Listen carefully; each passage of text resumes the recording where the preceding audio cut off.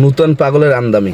দেখেন নিচে ভিডিওটা। তো আরেক বিক্রির আস্ফালন শোনা যাক আজ সোজাসুজি স্বর্ণালীতে দেখুন।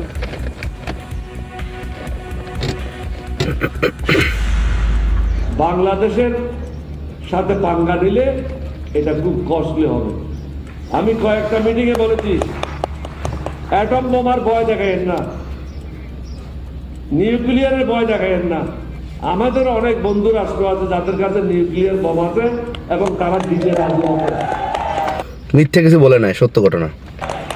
সুতরাং আপনি ব্যবহার করবেন, আমরা এখানে কলা চলবো, এটা হবে না। এখান থেকেও নিউক্লিয়ার বোম লঞ্চ করা হবে। টিট ফর ট্যাট, বন্ধুত্ব চান বন্ধুত্ব, শত্রুতা চান শত্রুতা। দেখুন, সাথে বলি না ভিখারি, সব ক্ষেত্রে ভিখারি। খাওয়া দাওয়া, পড়া, থাকা, তাদের প্রতিদিনের কাপড় জামা সবকিছুর জন্য ভারতের উপর নির্ভরশীল। এই মিডিয়াই হয়তো কয়েক মাস বা কয়েক বছর আগেই আমাদেরকে বলছে ইন্ডিয়া তাদের থেকে আপনার গার্মেন্টস শিল্পে এগিয়ে গেছে, আর আজই বলতেছে আমরা নাকি তাদের উপর নির্ভরশীল জামা কাপড়ে। পাগল পাগল। পাবনার পাবনা দেন, আত্মীয় স্বজন কেউ নাই এদের। কিন্তু প্রশ্ন হচ্ছে এটা উচিত থাকা এখন পাবনায়। ভিক্ষে করতে তো যাবে বাংলাদেশ, কিন্তু ভিক্ষেতে পরমাণু অস্ত্র দেবে কোন দেশ? চলুন দেখা যাক, খুব সংক্ষেপে দেখি একবার যে সত্যি সত্যি পরমাণু অস্ত্রের নিরিখে কে কোথায় দাঁড়িয়ে আছে এই মুহূর্তে, আর বাংলাদেশের বন্ধুর তালিকায় সত্যি কজন রয়েছে বা আদেও কেউ আছে কি?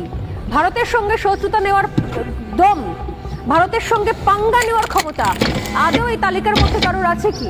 চলুন দেখা যাক। শুরুতে দেখাই এই মুহূর্তে যেগুলো যে মিথ্যে ফাঁপা আস্ফালন করছে বাংলাদেশ, তার আসল ছবিটা কি, কোন দেশের কাছে কতগুলো পরমাণু বোমা আছে চলুন দেখে নেওয়া যাক। প্রথমে আসছি রাশিয়ার কাছে। রাশিয়ার কাছে পরমাণুর সংখ্যা রয়েছে, পরমাণু অস্ত্রের সংখ্যা রয়েছে 4380টা। 4380 পরমাণু অস্ত্র রয়েছে, পরমাণু বোমা রয়েছে রাশিয়ার কাছে। নেক্সট, রাশিয়ার পর রয়েছে আমেরিকা। খুব তাড়াতাড়ি আমি পরিসংখ্যানগুলো দেখাবো, আমি সেই মতো এবার টিমকে বলবো খুব তাড়াতাড়ি পরিসংখ্যানগুলো দেখাতে। আমেরিকার কাছে পরমাণু বোমার সংখ্যা কম, রাশিয়ার থেকে কম, 3700-র কাছাকাছি।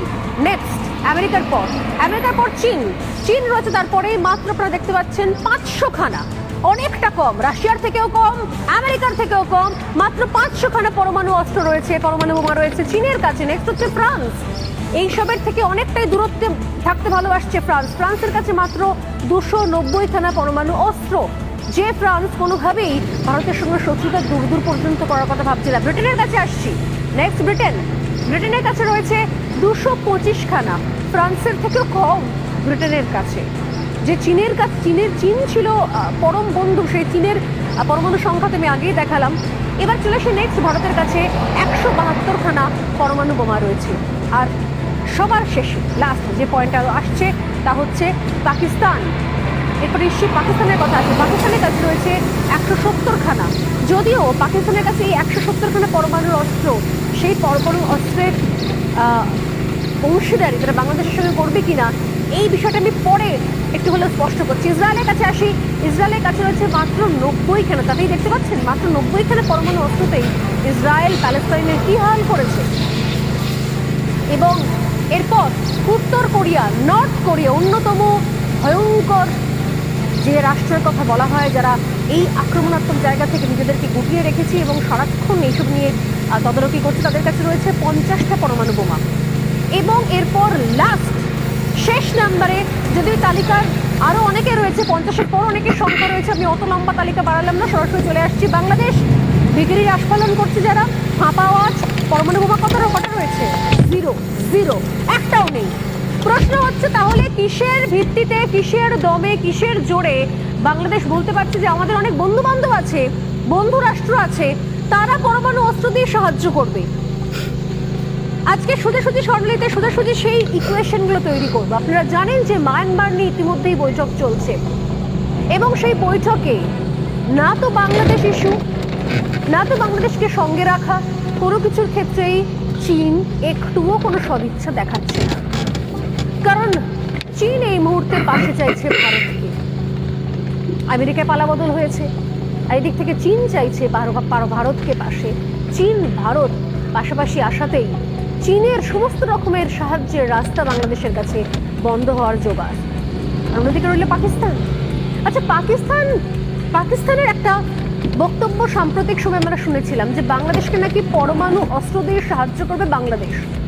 যা শুনে বাংলাদেশের 8 থেকে 80 সবাই খুব উৎফুল্ল হয়ে গিয়েছিল।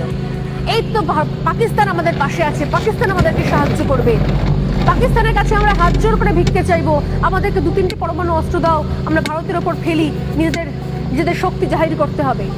তারপর কি হবে আমরা জানি না, কিন্তু পাকিস্তানের ওপর এই বন্ধুত্ব, আশা, ভরসা হচ্ছে কোন জায়গা থেকে? কারণ বেশ কিছু ক্ষেত্রে এমন কিছু বক্তব্য, সে বক্তব্য শোনাচ্ছি আমি। পাকিস্তান এক মূর্খ দেশ, বাংলাদেশ আরো মূর্খ। পাকিস্তান নিজে জানে না যে কোন জায়গা থেকে তাকে ঘিরে ফেলা হয়েছে। ভারতের সামান্য অঙ্গুলি হিলনে কি অবস্থার মধ্যে রয়েছে এই মুহূর্তে পাকিস্তান, কিন্তু সেটা বোঝার আগে আমি দেখাই যে কয়েকদিন আগে পাকিস্তান এই পরমাণু অস্ত্র নিয়ে বাংলাদেশকে কিরকম সাহায্যের আশ্বাস দিয়েছিল। আপনি দেখবেন, শুনবেন, আর তারপর আমাকে বলবেন যে স্বর্ণালী, পাকিস্তান তো বাংলাদেশকে পরমাণু অস্ত্র দেবে। কিন্তু তারপর আমার কাছে রয়েছে বাকি খবর।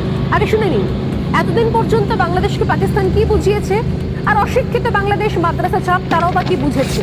আগে দেখে নিন যে কি ধরনের আশ্বাস পাকিস্তান দিয়ে রেখেছিল এতদিন ধরে বাংলাদেশকে। দেখুন। आज हम अपने बंगाली भाइयों को जवाब देते हैं, उन्हें बताते हैं कि भाई ये पाकिस्तान तुम्हारा है, इस पाकिस्तान का जो एटम बम है ना वो भी तुम्हारा है। आए जुर्रत करे कोई आंख उठाकर बांग्लादेश की तरफ देखने की, उसकी आंखें निकाल देंगे। आए कोई हाथ उठा, আমাকে পাকিস্তান লাগবে না, পাকিস্তান ছাড়াই আমরা অনেক শক্তিশালী ভাই। आए कोई हाथ उठाए और बांग्लादेश की तरफ हाथ उठाने की कोशिश करे, उसका बाजू तोड़ देंगे हम इंशाल्लाह अल्लाह के फजल से। খাইয়া এতদিন ছিল একটা পাগল পুরুষ, এখন শুরু হয়েছে একটা মহিলা পাগলি।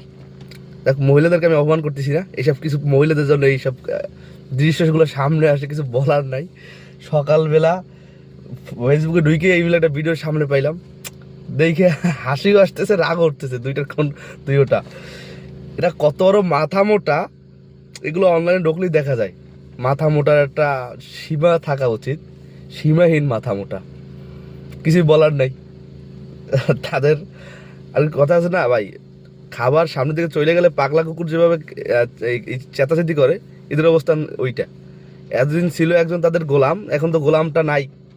এখন বাংলাদেশে তাদের ইতে মাথা নত করে না, কি করার আছে, এখন গদি মিডিয়া দিয়ে একটা হৈরজ্য করার একটা অবস্থা মানুষের ভিতরে একটা করার চেষ্টা করতেছে। কিছুদিন আগে যেটা করলো আপনার হিন্দু ভাইদেরকে নিয়ে, তাদের আমাদের এখানে কিছু হয় না হয়, তাদের ওখানে মিডিয়ায় দেখায় নাকি আমরা 2 লাখ হাতে ঠেলা রিক্সা নিয়ে যাইতেছে তাদের কলকাতা আক্রমণ করার জন্য।